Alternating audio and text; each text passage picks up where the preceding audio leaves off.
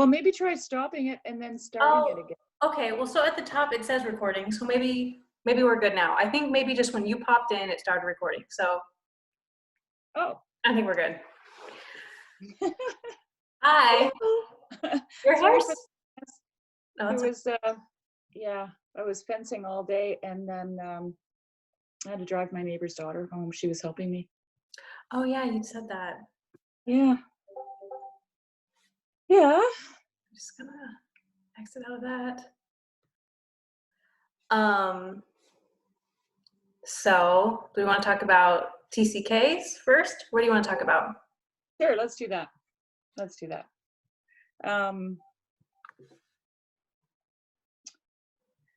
Oh, well, I texted you some thoughts about missionary kids and kids born into multicultural families, Yeah. and living in different countries. And I guess the thought that I've had about that is, um, how is that different? Or do we make it different? Right?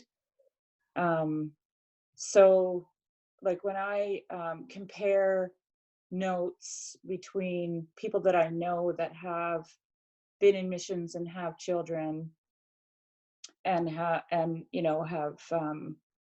to deal with the cultural, what do you call that?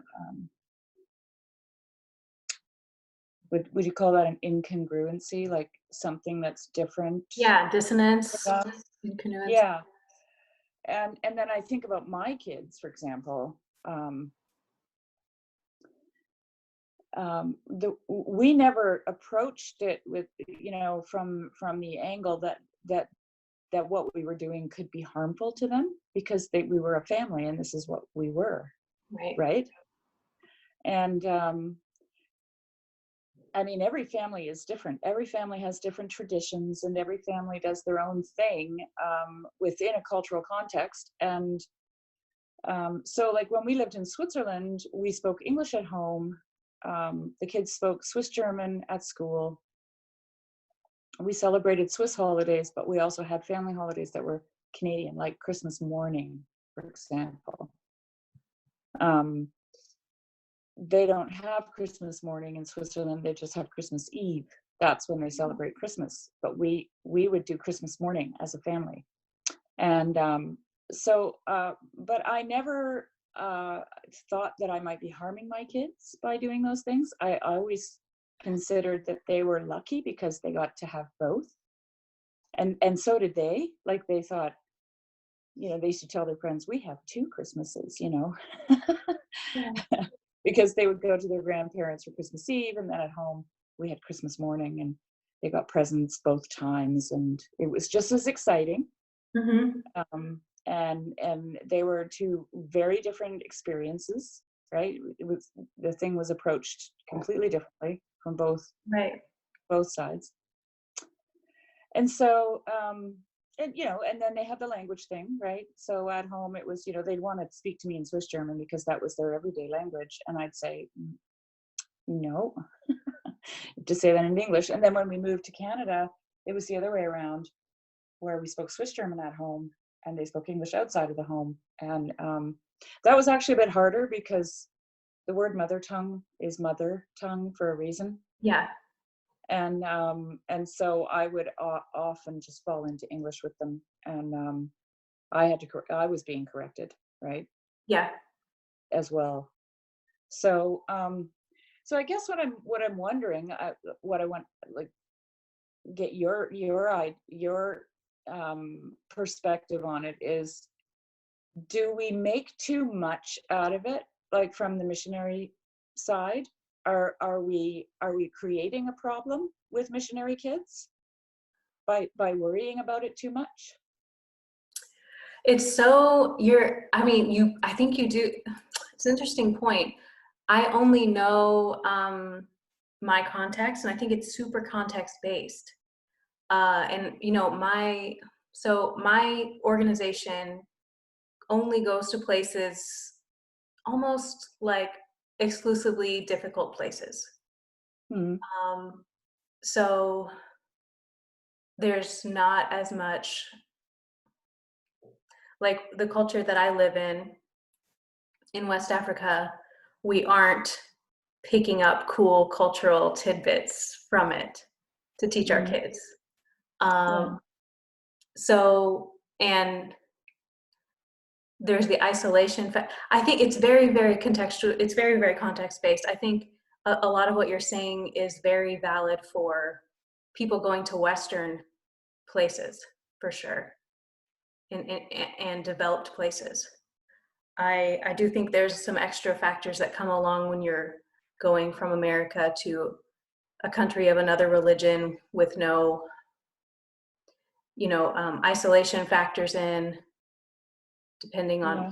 So it is. There's so many factors. There's so many moving factors. It really depends on, I guess, where you're going. Because yeah, what I hear you saying, I agree with. Um, but I guess in my sphere of influence, there's a lot of factors that are in So play. are you thinking perhaps of the remoteness, the rougher lifestyle, the lack of Well, abilities? especially isolation and socialization for kids, I think is a big one that, um, I'm not like have, I'm kind of struggling through it, just thinking towards the future.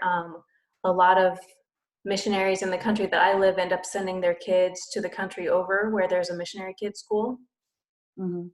and it's a boarding school. And when I started this job, I had read a book that made me just so scared of boarding schools. Like, um, Mm. you, in times past, No, I know some missionary kid boarding school horror stories myself. yeah, Yeah. yeah. So I was like, never, never, never. And then I got to the field, and keeping your preteen and teenager with you out in the middle of the jungle is also not ideal, to say the least. Especially, Why would you think that? I'm just curious. Like, yeah, I think what it's would? easier. I think it's easier for boys. For girls, again, very country dependent. But where I am in West Africa, a girl will make friends with the neighbor girls, and then when they hit about 13 or 14, the neighbor girl, maybe older, maybe 17 or 18, is going to get married and start having kids. And your daughter has this girl that she grew up with who's now in a completely different stage of life, um, doing completely different things. Mm. So unless your daughter has sisters, that's a big issue. And now with the internet, things that's a game changer, Yeah. for sure. That's a game changer. There are still a couple of places where I am where the internet isn't good enough to do, like, I know one family who does online school completely online, and that's kind of amazing that they're able to do that in the middle of West Africa. Yeah. That's cool. Um, but then there's another family who lives in a more remote location in the country that isn't able to do that. The connection isn't stable enough. So I guess, yeah. But because I agree that with the things you're saying, like that dual culture, if your kids are mature and like circumspect enough to even appreciate that at that age, I don't know. I guess it depends on the kid. Yeah. I'm okay. So there's that aspect. There's, having lived in Switzerland and having lived in Canada, or with the kids. Then there's the other aspect of taking them from Switzerland to a very remote place in northern British Columbia, Okay. which is what we first did, right? So my oldest was 14 at the time, and my son was 11, 10 or 11, and my youngest was 6. And there were other kids their age there, like white kids, um, but the majority of the people that lived in that area were First Nations, and that's a very different culture. Um, and my kids were lucky enough to be able to have someone within their age group, at least one person each, to be a friend to. So there was one little girl who was 6. There was one, no, 2 boys who were my son's age, and then my oldest daughter had a couple of friends who were her age. Um, but they went from a very, you know, going to Zurich for shopping to living in the bush, right? Um, and like we made the move because that's what we wanted to do as a family, and it was an adventure, and that's how we looked at it. And we homeschooled the kids, and they got to see their friends when they could, but it wasn't like whenever they wanted to. We didn't have internet. We had a radio phone and a CB to talk to neighbors with. Mhm. The days were short. We didn't have any electricity. We had kerosene lamps to read by. In Um, British Columbia? yeah, What? This was like less than 20 years ago, right? yeah, yeah. This was 1997, 96, 97. Wow. Yeah, and the kids loved it because we never missed a beat, right? My husband and I, we were just like, you know, onward and forward. We're gonna do this thing, and they were all in. You know, How old were uh, they at this point? well, like I said, 14, 10 or 11, and 6. Okay. Um, so my 14-year-old daughter, she ended up, she did 2 years of homeschooling there, and then, well, she actually got involved in the high school in town, was on reserve. Um, it was an online schooling program guided by one teacher, and the kids were all different ages, and she participated in that. And that was difficult for her because she was a white kid in a First Nation school. And none of the other white families sent their kids to the First Nation school. They could have, but they didn't. And but my daughter wanted to go. She wanted to participate, and so that was fine. But that only went to grade 10. So grade 11 and 12, she had to leave.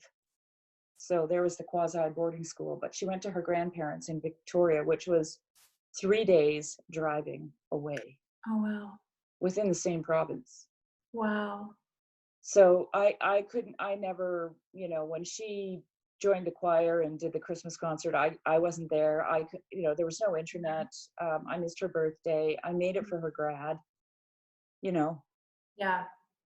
Wow. Um, but honestly, I never saw any maladaption on their parts, on the kids' parts. On the contrary, like I saw them burying themselves into books, listening to stories on CDs. We'd buy books on CD for them, and that would kind of be a family, entertainment. Was after dinner we'd listen to a chapter or two on a CD, like an audio book, Mhm. back in the day. Um, they were um, they were outside all the time. They could do whatever they wanted. They were as far as schooling went, they learned to be self-starters and really, really independent. How to manage their time properly, so that they could get the most out of their day. Um, yeah, and I just really wonder how much of attitude plays a role in all of this. Like I just saying it reminded me of what's his name? Viktor Frankl, Yeah. right? Yeah. Like he's so big on attitude, like um and we can very subtly change a child's perspective on things just by our own attitude, right? Yeah. Because we can be the dark cloud in their life. We can be the thing that they don't understand. Why is mommy sad? Mhm. Why is daddy angry? It must be my fault, or whatever the case might be, right?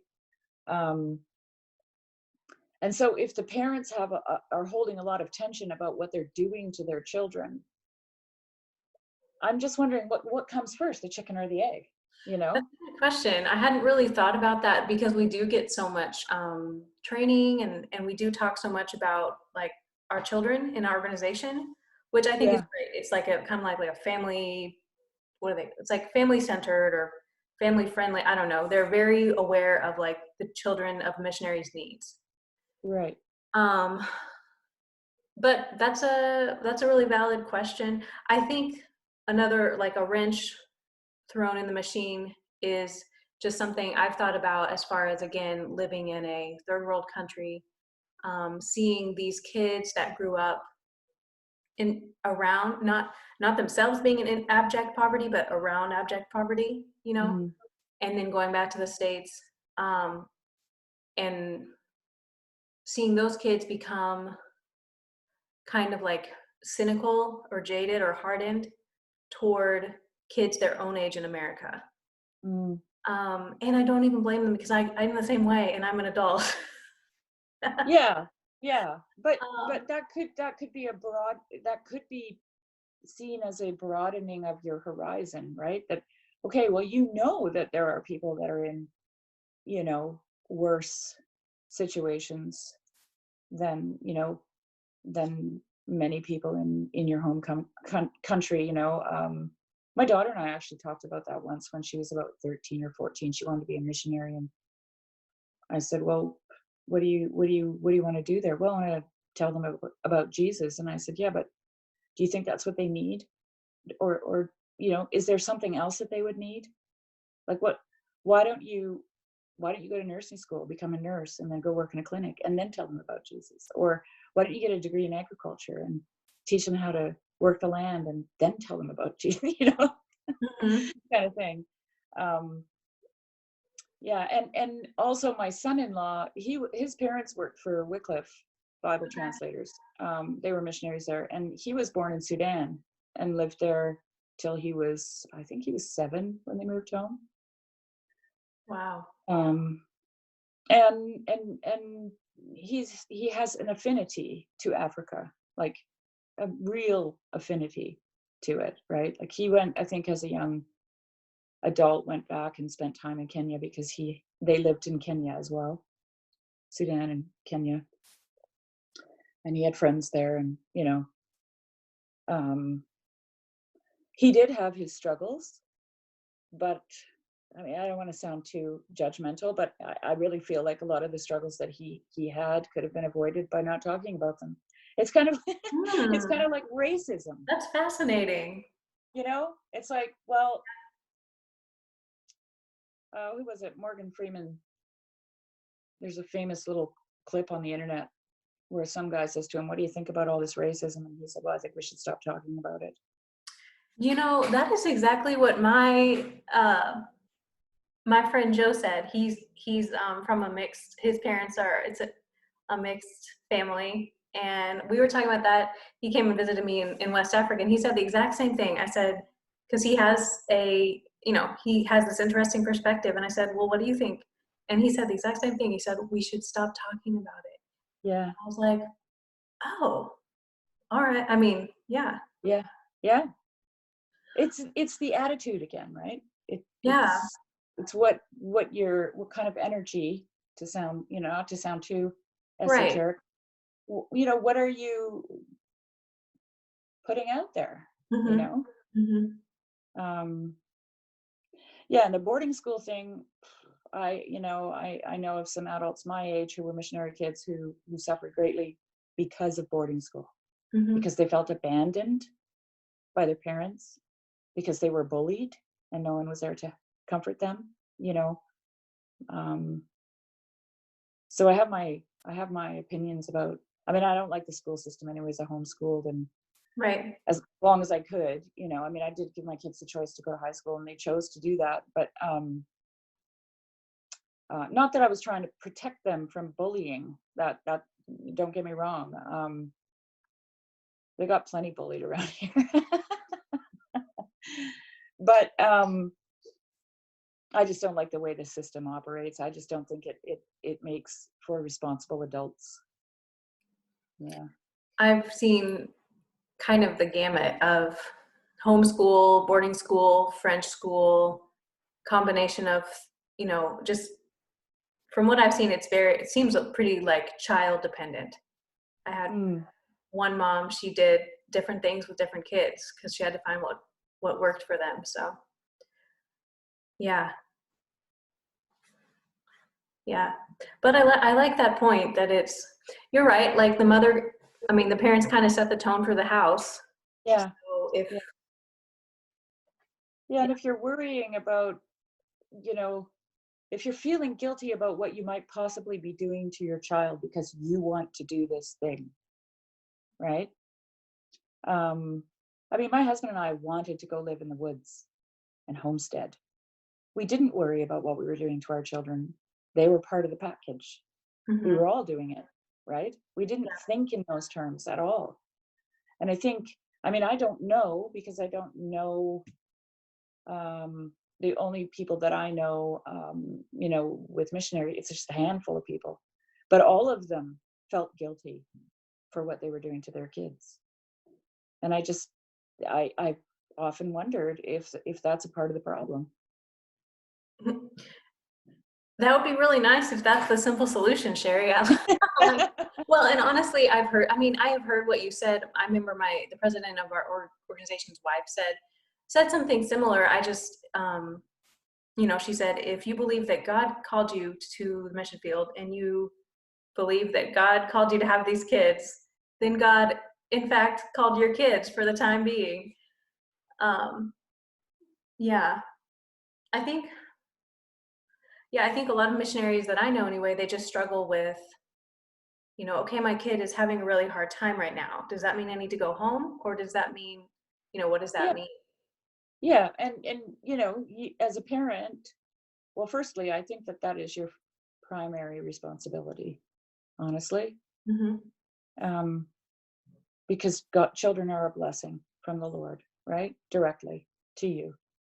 And I mean, I've always thought of my children as being lent to me. You know, here you go, take care of them.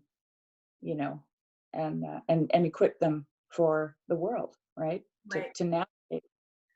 Um, and so to me, that's your primary responsibility, and that's part of the reason why we decided to leave where we were up north, because when my oldest daughter had to leave for 2 years, she was 16 when she left. She was 18 when she graduated, and she didn't want to come back to live in the woods. There's nothing there for her. Hmm.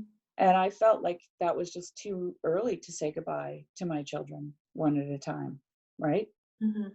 Because that would have been the destiny for each one of them. At 16, they would have had to go out to finish their last 2 years of high school. Yeah. So my husband and I talked about it and decided to move somewhere where we could be more connected to the kids as they were going through their teen years, right? Hmm. Um, and maybe that's another problem. I don't know. I'm not a missionary, but maybe people struggle with guilt on both sides of it. Well, do I, ignore my calling from God and look after my children, or do I ignore my children and look after my calling from God? Hmm.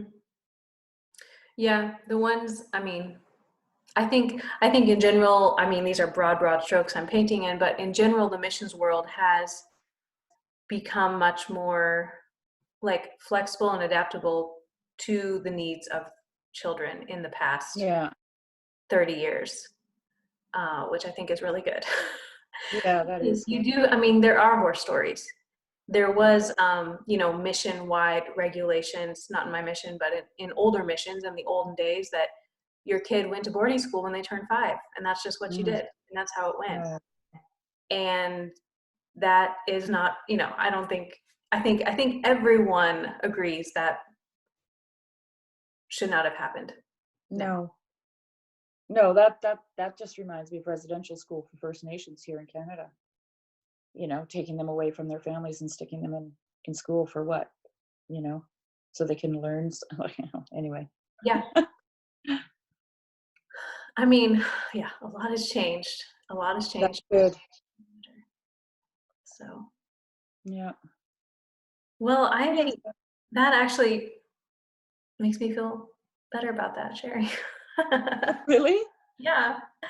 I it's true. It's true. Sometimes, something simple like that, I just have to remember it. It's easy to get worked up about this stuff in the future, but yeah. Yeah, yeah. I mean, whoever it was that said to you, if God called you, then He's called your children too. I think that that's wise. Um, I mean, God, if you're married and God calls you into missions, he's not going to expect you to remain childless, right? Right. Unless, of course, very, precise. Um, and so, yeah. Um, and, I mean, there's stories of families that go on sailing trips for like, with their 2-year-old, and nobody asks the kid. I mean, who was it? John Bear said something about being born. He said, I never chose to be born. Nobody asked me if I wanted to be alive, and slog Yeah. it out for the rest of my life, right? So it's kind of like that. I mean, maybe I'm oversimplifying it, but sometimes it's better to just keep it simple, right? And not get, what do they call that? Bogged down in the weeds. Hmm. Mm. Well, and I also think about, this is again another oversimplification, but like um, everyone alive is somehow damaged by their childhood, no matter how stable or how great their parents were. Like I feel Mhm. like job as a parent is to like do minimal damage, do minimal damage Yeah, possible. yeah, yeah, Um, because it's a learning curve for everybody, right? I mean, right. by the time you've got it figured out, they're all gone. You're like, yeah. Well, we got that solved, Shelley. What's next? Thanks. Um, well, it's your turn to pick a topic, I guess. Oh boy, what did we talk about the other day? Oh, we were talking about being women on the Discord. Oh yeah. Now that's going to be interesting. What do we want to say? I don't know. I was just like, while I was waiting for you, we were talking about the incredible this this the ratio, how bad the ratio is. Yeah. How do we fix that? I don't know. I put out a Facebook invitation on my Women Who Support Jordan Peterson Facebook group, but no one responded. Mm. Why do And you think that is? I'm curious. I I, think something about women that isn't conducive to discord. Okay, let me just say this before I forget. okay. You know how in the scriptures, it talks about the men sitting at the gate and talking. This is going to sound really sexist. I Oops. think I know where you're going here. And the women are what? Doing what? Mm? Mm. Hmm. That's how it is in the culture I come from, Yeah. that I serve in. But that is not, I don't know. We joke about that. I don't know if that's necessarily, but here's what I will say. If I were a wife and a mom right now, I wouldn't be on Discord. No, no, you wouldn't. No. I'm like nourishing and keeping children alive.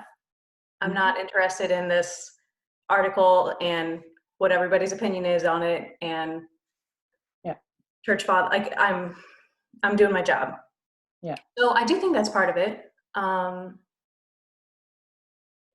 And also, I mean, I think we have talked about, well, not you and I, Sherry, but like how Jordan Peterson says, and I think it's true, women are more interested in people and relationships, and men are more interested in things and ideas.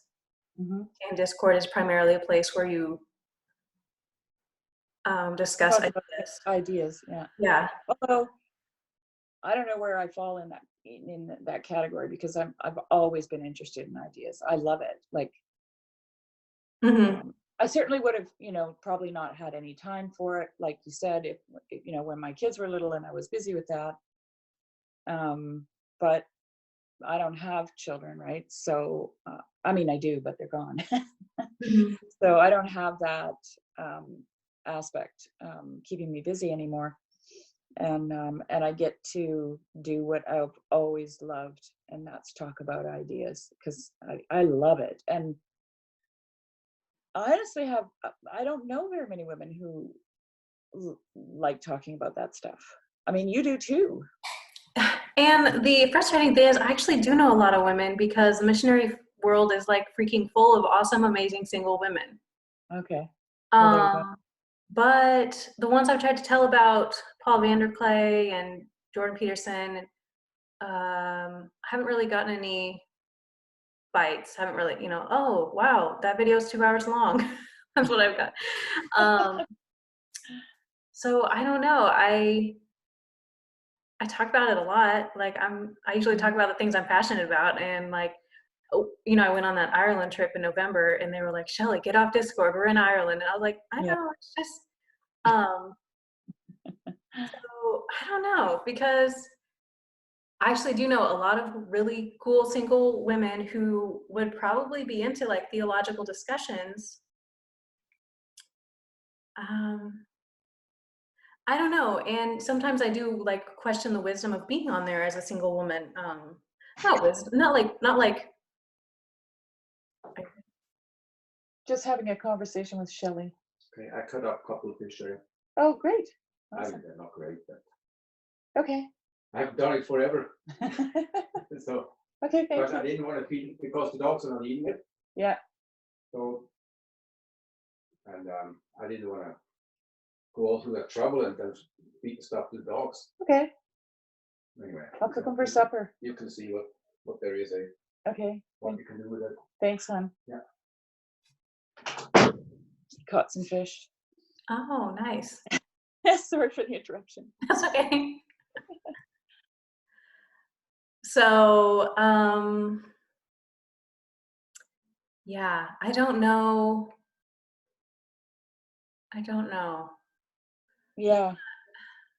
Yeah. I mean, I'm at an age where my circle of friends has shrunk down to a bare minimum, which is okay for me. I don't mind actually.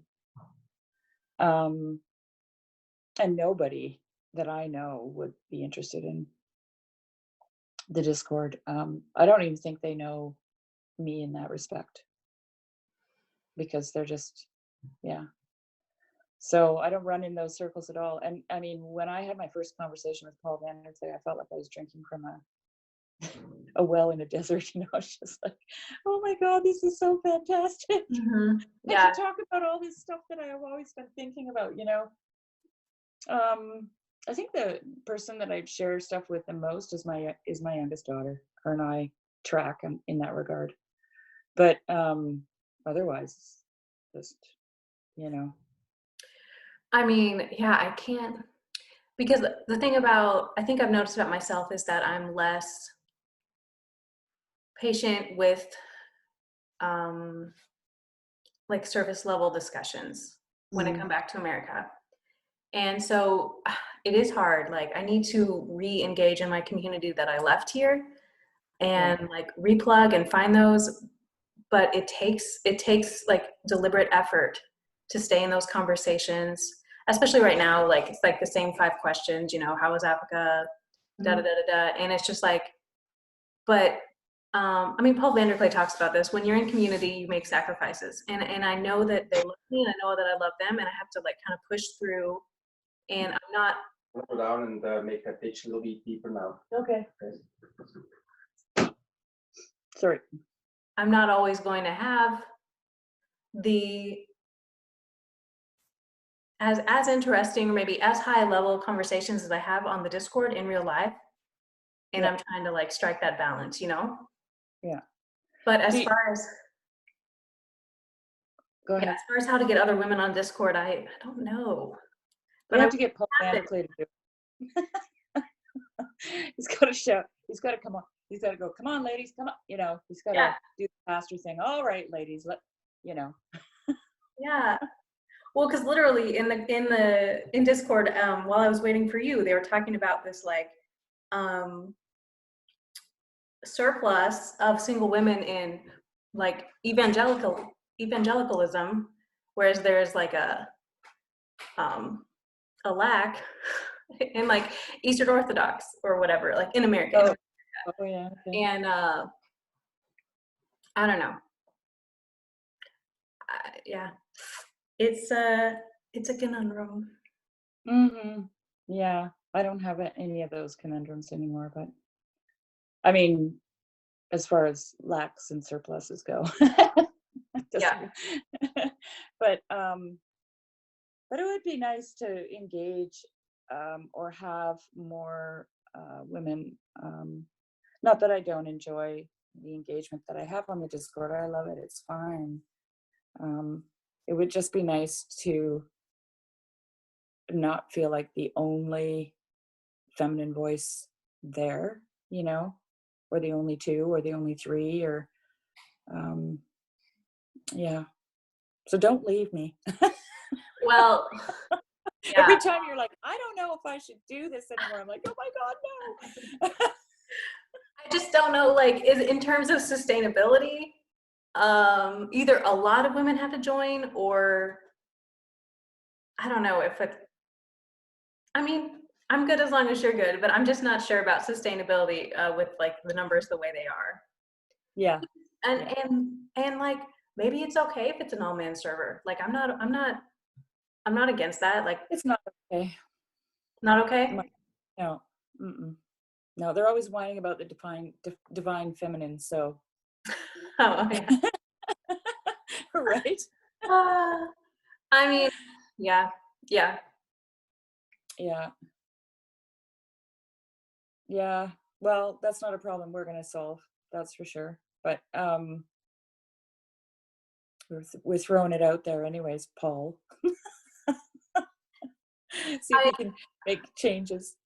I mean, well, and it does go back to like what Jordan Peterson even talks about as far as YouTube is heavily male. Paul's audience is also heavily, I mean, is YouTube. So yeah. Yeah, but then there's like amazing women like Karen Wong and Mary Cohan and Cassidy and you, and I don't want to forget anybody. Who else is there? Who else is there? Anami and Paulina and Valerie, I think. I haven't Valerie. actually talked to her a lot. Yeah, Valerie has popped in and out. There were more when I first joined in like September or something of last year. Or maybe, I don't know when I first joined, August, sometime. Whenever I first joined, there were legitimately more women. More active. Karen's never been active, and Mary was a little bit more active, but not as much. But she's busy with her Sarah, stuff too. we forgot Sarah. Oh, and Esther, hello. Yeah. Esther was a lot more active at one point, but she's been busy. People have lives. Yeah. Except for us. I'm in a season. Just kidding. I have a life. I just make time. Like I seriously do. Like my husband has said to me, this is so good for you, because it was a lack for me, right? I needed that intellectual back and forth with other people, and a place to, unload all my, what do you think of this? Kind of moments, right? Yeah. And, and because of the way I live, like I'm out of town, I can't, I've tried taking university courses and stuff. It's just not feasible for me. It's an hour drive, and it's usually in the winter. I don't like driving in the winter. And, so I've started book clubs on the Discord, because that's great, right? Like I can actually talk about, learn things, like I'm really loving that. So, I actually would like to see more of that on the Discord, like more community oriented, not just jabber, which is fine, but some more like, let's get around something, and how best to use an online community. Like we can't get together in a coffee shop, we can't do potlucks, we can't, right? So what can we do? Well, we can have more targeted conversations, and so I've tried to encourage that, and mostly for selfish reasons, because I really love it. No, I am reading Lilith right now, and I'm liking the Flannery O'Connor thing we got going. Yeah, which I missed twice now. Yeah. So no, I agree for sure. Yeah. And I think that is actually, those are places women would feel more comfortable to participate. Oh, and we forgot Sarah. I said Sarah, but you didn't hear me, but yeah. Yeah, Sarah, but Sarah's got oodles of kids and one on the way, so I don't expect to hear from Sarah anytime Right. soon. Yeah. Yeah. Yeah. Hmm. I have no solution to that problem. Yeah. Well, the old saying, be the change, right? I'm being. Here we are. Yeah. Okay, well, we covered that one. What's Yeah, I next? Are we good? think we're good. Um,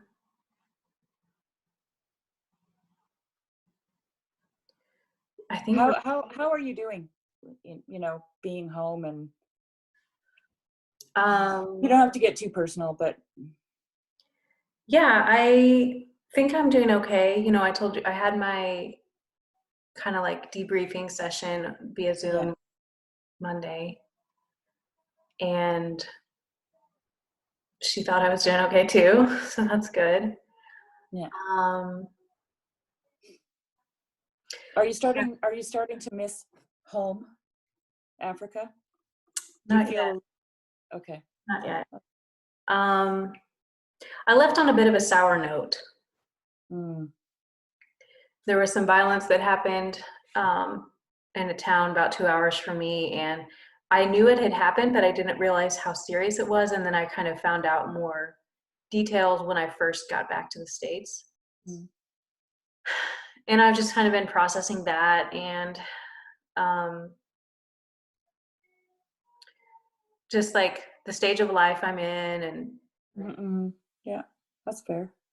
kind of, I mean, to be really honest, I've talked to you about my India trip, and I kind of had, I was eyeing up the possibility of, full-time service I didn't know if it would be India, but, in that kind of a setting. And I had to very reluctantly say that's not what I can't do it. It was making me hard. It was making me angry. And when I saw that, I didn't want to be that person.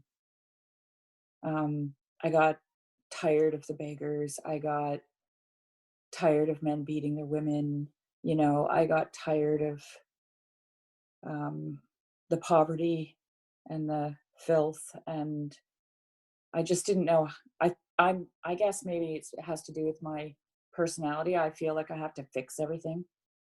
Run around and put out fires and fix it all, and it was overwhelming. And yeah, towards the end of my stay there, which was just 3 months, it wasn't very long. I was just like, okay.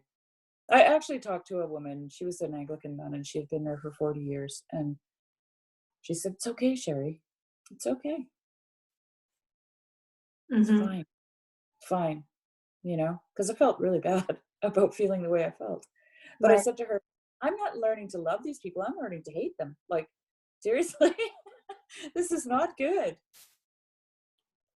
Sounds like the honeymoon period was ending. Yeah. You know, they Yeah. talk about, there's a chart for this kind of thing where it's high, you go down, and then you end up stabling out, hopefully. So, um, and I just don't know. I think I need some time, and it's one reason that I think God did bring me to the Discord at a good time, because I'm just like learning other traditions and ways of thinking, because I did come from a very like evangelical, save people before they die and go to hell mindset.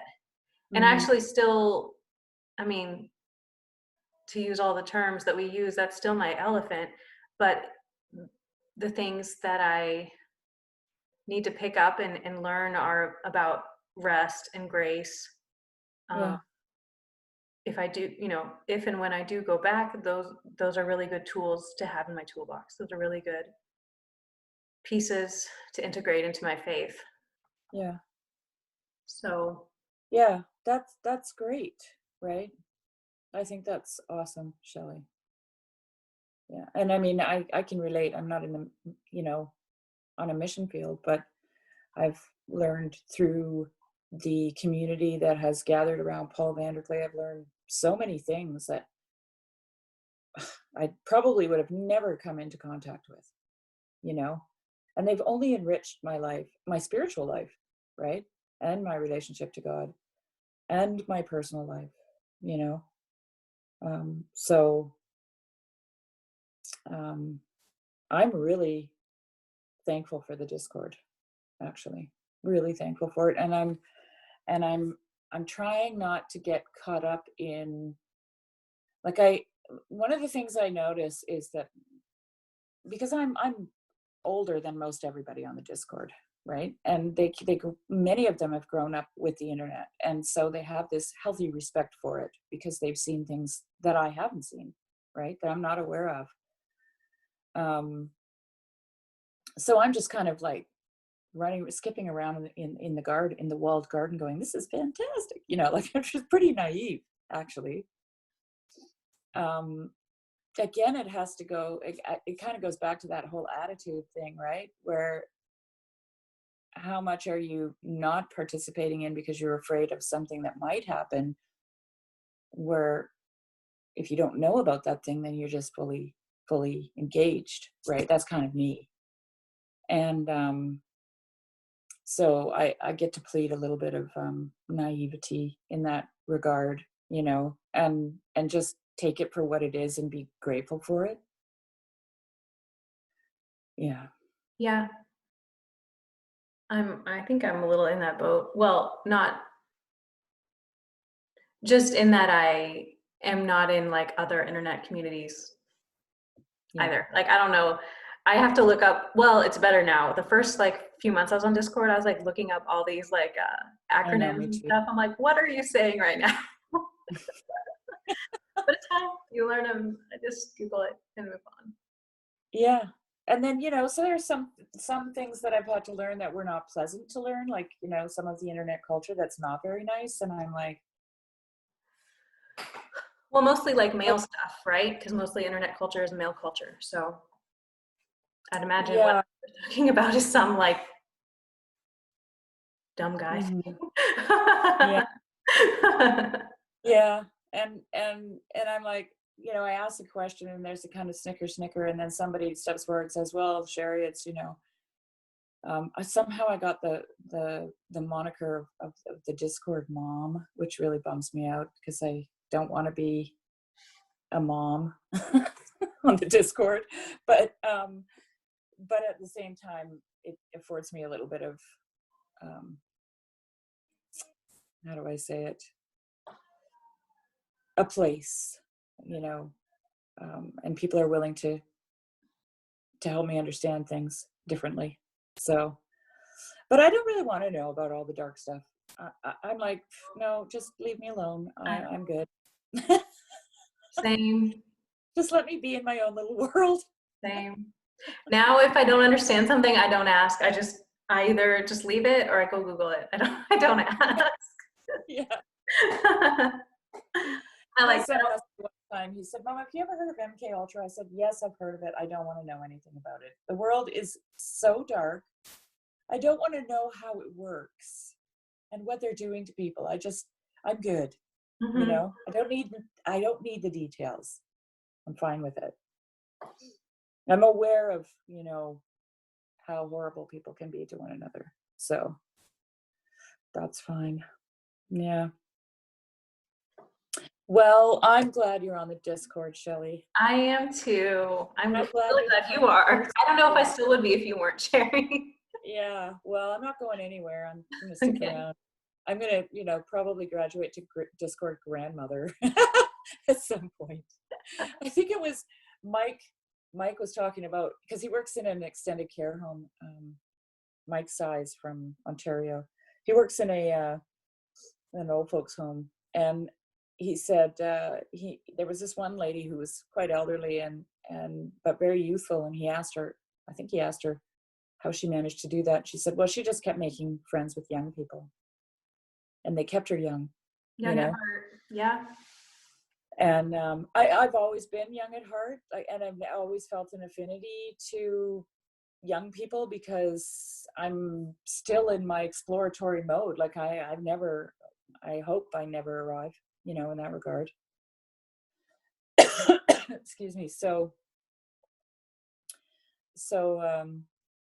yeah, and then I think it was Mike said, yeah, it was really weird because this lady, her daughter, she was like a 90 something, and her daughter ended up in the old folks home as well, and was dying, and her mother Mm. was at her bedside when she died, right?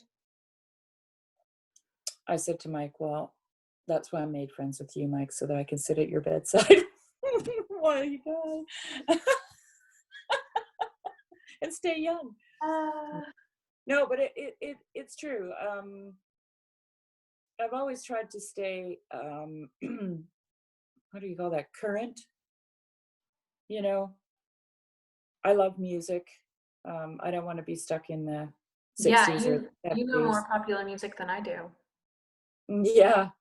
Well, I'm always, looking for new stuff, and then mostly my son keeps me up to snuff, at least with techno. He's into techno, and he got me into it. I didn't like it at first at all. I hated it. It would just give me a headache. And then he started teaching me about it. This is this kind and that's that kind, and you know, and then I started being able to hear the different things going on. Now I like it. Not all of it, but I like it. Yeah.